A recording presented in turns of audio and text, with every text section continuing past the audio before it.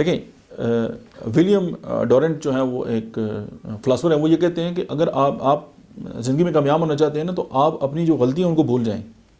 हर इंसान से गलतियाँ होती हैं, अगर आप उनको संभाल के रखेंगे तो आप जो है वो कभी भी कामयाब नहीं हो सकते। आप उसको भी भूल जाएं, और आप ज़िंदगी में नाकाम हुए हैं तो आप उसको भी भूल जाएं, और आप हर चीज़ को भूल जाएं, और सिर्फ ये बात याद रखें कि आप किधर जा रहे हैं और अभी आप क्या कर रहे हैं। आपके लिए सबसे इम्पोर्टेंट जो है वो ये है।